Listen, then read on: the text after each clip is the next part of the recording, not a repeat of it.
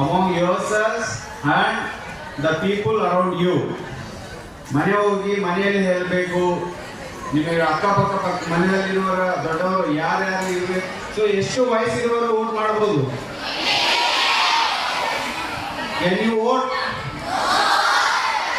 Next elections can you vote? No, few of you can vote.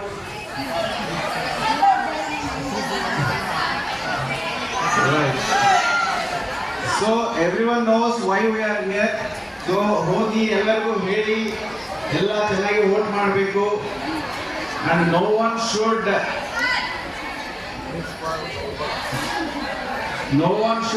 disturb this voting. ಯಾರಾದರೂ voting disturb ಮಾಡ್ತಾ ಇದ್ರೆ ಯಾರಿಗೆ ಹೇಳಬೇಕು? Good. Right? Thank you very much for giving me this opportunity.